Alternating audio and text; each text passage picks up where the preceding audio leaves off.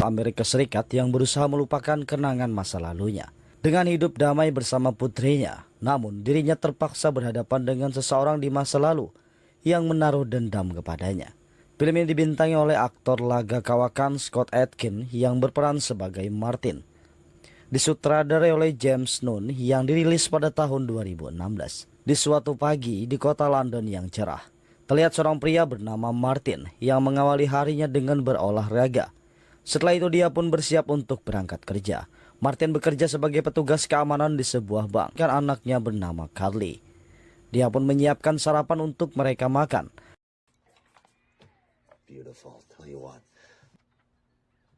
Martin terdiam sejenak saat menatap foto mendiang istrinya yang berada di dinding dapur.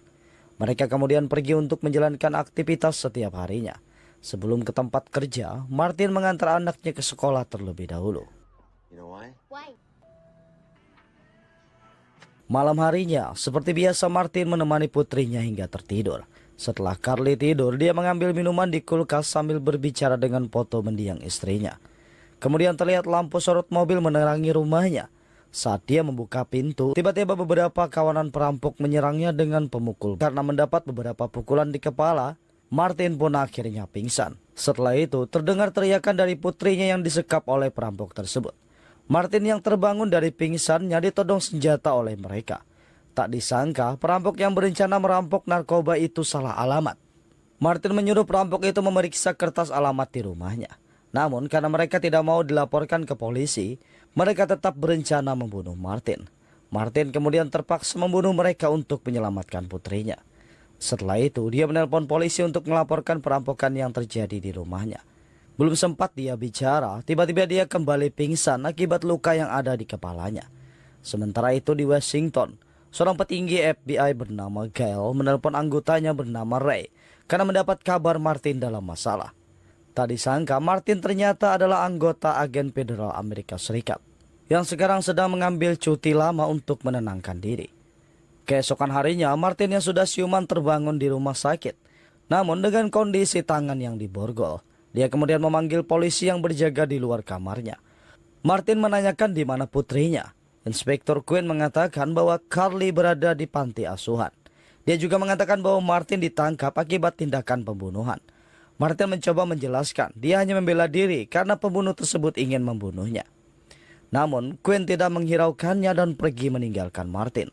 Sementara itu di panti asuhan Cavendish, terlihat Carly sedang murung karena mencemaskan ayahnya. Kemudian datang seorang petugas bernama Stacy. Dia mencoba mengajak bicara Carly. Namun Carly yang mencemaskan ayahnya tidak terlalu menghiraukannya. Dia juga mengatakan bahwa ayahnya terpaksa membunuh perampok karena melindunginya. Berpindah ke Martin yang sedang menonton televisi. Ia melihat berita dirinya yang ditangkap sebagai seorang pembunuh. Sedangkan di Amerika Serikat, di kediaman mewah milik seorang kakek bernama Cooper, terlihat beberapa orang sedang protes karena senjata yang dibeli dari kakek tersebut tidak berkualitas. Namun Cooper bersikeras bahwa senjata yang dia jual memiliki kualitas terbaik. Dia kemudian mengetes kualitas senjata tersebut dengan membunuh kedua rekan bisnisnya itu. Setelah itu datang asisten pribadinya yang memperlihatkan kepadanya berita pembunuhan Martin di televisi. Cooper yang sepertinya memiliki masalah pribadi dengan Martin kemudian menanyakan keberadaannya. Di lain tempat terlihat sebuah mobil yang sedang terparkir. Di dalam mobil tersebut ada seorang pembunuh bayaran bernama Bishop. Dia sedang mengincar targetnya di sebuah bar. Sedangkan di dalam bar terlihat banyak orang sedang bersenang-senang. Target Bishop terlihat sedang mengkonsumsi narkoba di dapur bar. Dengan membawa senjata yang dipasang peredam suara, Bishop masuk ke bar tersebut dan langsung membunuh semua orang yang berada di dalam bar. Bishop kemudian masuk ke dapur untuk mencari targetnya. Setelah menemukannya, Bishop langsung menembak targetnya hingga tewas. Setelah selesai membunuh target, dia menerima telepon dari Cooper. Cooper memberikan perintah untuk segera membunuh Martin dan menangkap anaknya. Dengan bayaran 2 kali lipat asal dia mampu membunuhnya dalam waktu 1 hari. Sementara itu di rumah sakit, Martin menelpon Ray untuk meminta bantuannya. Ray mengatakan kalau dalam 2 jam dia akan menjelaskan kepada pihak berwajib tentang identitas agen rahasia Martin. Martin kemudian meminjam pulpen untuk mencatat nomor Ray. Dia juga mengambil selotip yang ada di catatan perawat itu. Setelah perawat itu pergi, dia membuka borgolnya dengan selotip tersebut. Setelah itu, Martin melumpuhkan polisi yang berjaga di depan kamarnya dan bersiap untuk pergi dari rumah sakit tersebut. Tiba-tiba, polisi menghadangnya, namun Martin dengan mudah melumpuhkan mereka.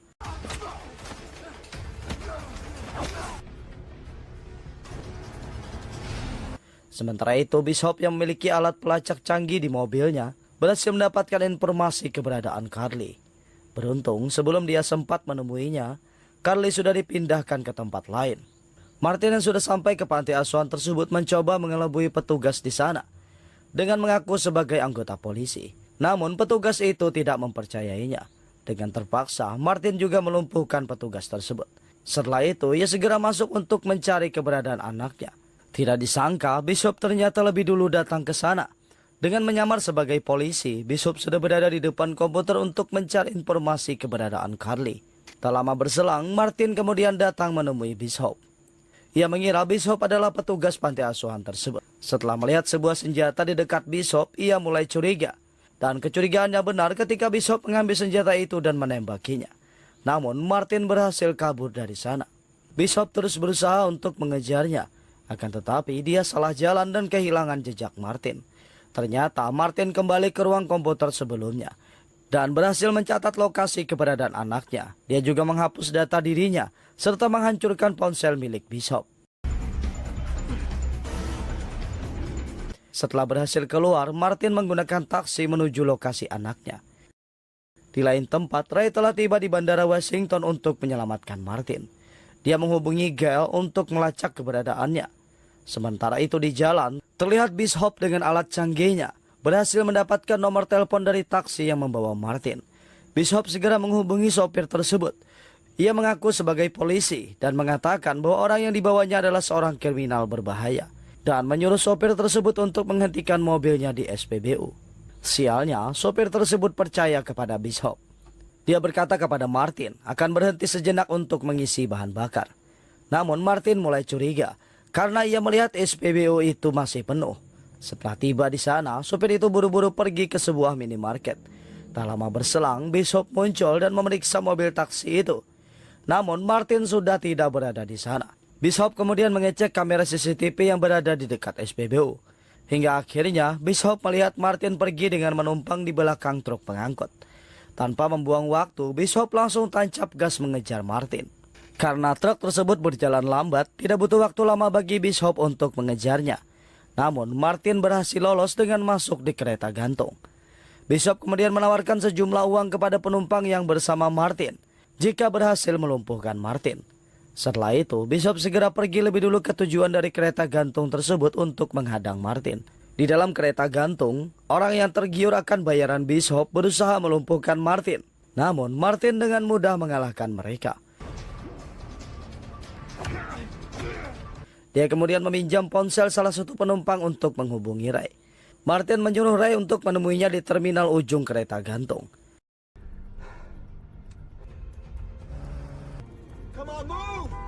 Tiba-tiba, Bishop yang sudah menghadangnya menembaki Martin. Tak lama berselang, Ray datang untuk menyelamatkannya. Sayangnya, salah satu tembakan Bishop berhasil mengenai perut Martin. Di tempat lain, terlihat Stacy sedang membawa Carly ke tempat persembunyian yang disiapkan polisi. Stacy menenangkannya dan menyuruhnya beristirahat di sana, dengan mengatakan kalau ia akan segera dibawa menemui ayahnya. Di dalam mobil, Ray menghubungi Gail untuk menemukan Carly. Namun karena Martin kehilangan banyak darah, Ray segera pergi ke rumahnya untuk mengobati Martin. Sementara itu di kantor polisi, Gwen yang sedang mengumpulkan data pembunuhan Martin didatangi oleh atasannya. Atasannya meminta agar Gwen menghentikan penyelidikannya terhadap Martin. Dengan terpaksa, Gwen menurutinya. Adegan berpindah ke Bishop. Dia terlihat menuju kantor polisi untuk mencari informasi tentang Carly. Bishop juga menghubungi Cooper untuk menjelaskan kegagalannya. Sementara itu Ray yang telah tiba di rumahnya segera merawat luka Martin.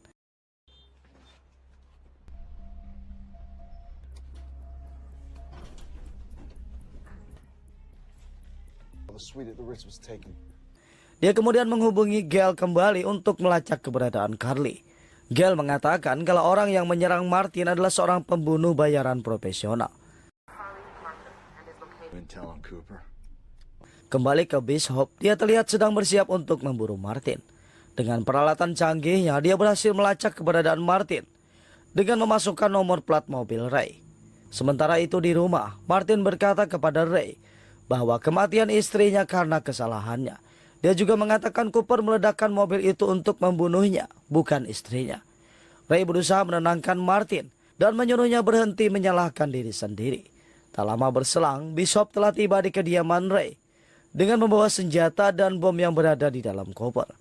Sedangkan Martin dan Ray bersiap pergi dari kamarnya.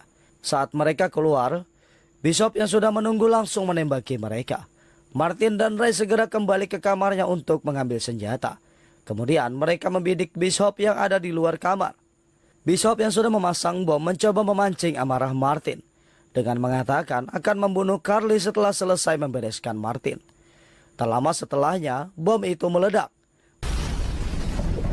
Bersamaan dengan ledakan itu, Bishop langsung menembaki mereka.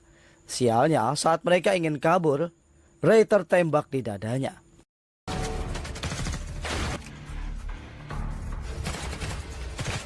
Martin berusaha membawa Ray yang terluka untuk keluar. Beruntungnya mereka terlindungi oleh orang-orang yang kabur ketakutan dan berhasil memasuki mobil. Sesaat setelah Martin membawa Ray dengan mobil, nyawa Ray tidak tertolong. Ray tewas di perjalanan. Sementara itu di tempat lain, Gale yang berhasil mendapatkan nomor Stacy langsung menelponnya dan mengatakan akan mengirim beberapa orang ke sana untuk mengamankan Carly. Kemudian terlihat Bishop yang berhasil mengejar mobil Martin. Setelah memeriksa mobil tersebut, di sana hanya ada mayat Ray. Bishop masuk ke mobil tersebut untuk mencari petunjuk. Ternyata Martin bersembunyi di belakang mobil. Dia langsung menodongkan senjatanya kepada Bishop. Martin menyuruh Bishop mengemudikan mobil itu untuk menuju suatu tempat. Di perjalanan, Bishop terus mengejek Martin.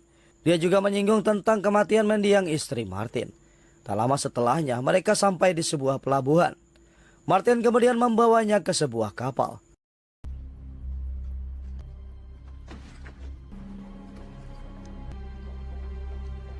Di lain tempat, Cooper sedang berada di mobil terus memandangi Carly.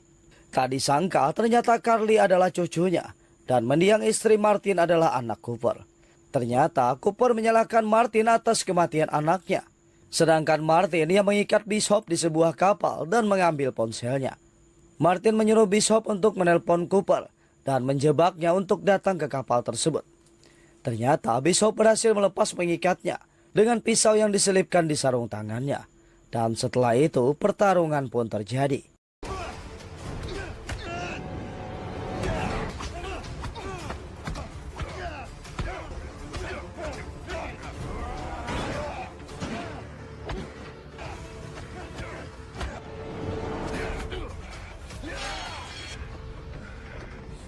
Bishop yang berhasil mengikat Martin dengan rantai kapal berkata bahwa ia telah membunuh Quinn untuk mendapatkan informasi keberadaan Carly.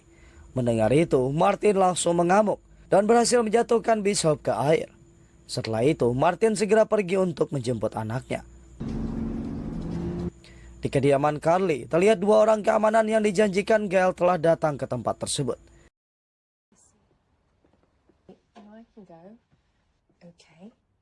Kembali ke pelabuhan, ternyata Bishop belum tewas. Ia kembali melacak keberadaan Martin. Di waktu bersamaan, Stacy membangunkan Carly dan mengajaknya pergi karena situasi sudah tidak aman. Sementara itu, Martin dan Bishop secara bersamaan bergegas menuju tempat Carly. Saat Stacy dan Carly ingin pergi dari tempat tersebut, tiba-tiba Cooper muncul dan membunuh kedua petugas keamanan itu. Cooper lebih dulu menemui Carly. Dia mengatakan kepada Carly bahwa dirinya adalah kakeknya. Cooper berusaha merayu Carly agar mau ikut dengannya.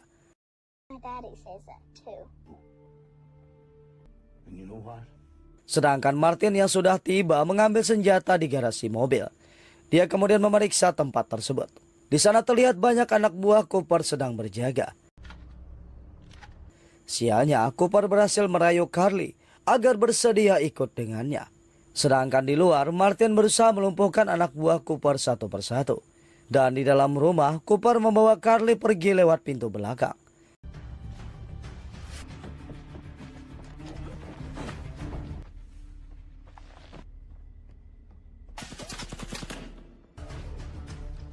Saat Martin berjalan menuju rumah, tiba-tiba Bishop datang dan menghantamnya.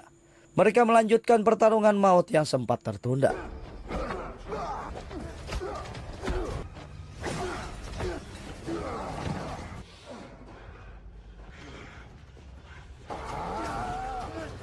Dengan gaya tendangan 360 derajatnya, Martin berhasil mengenai Bishop, hingga Bishop tewas tertancap sebilah besi.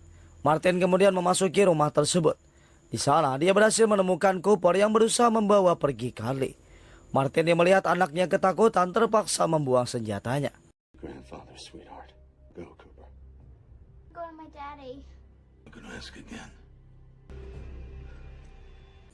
Saat dirinya hampir dibunuh, dia melemparkan pisau ke arah Cooper dan mengambil senjata yang dibuang untuk membunuh rekan Cooper. Setelah tewasnya Cooper, kini Martin bisa menjalani hidup normalnya bersama sang anak. Dan selanjutnya, film pun berakhir.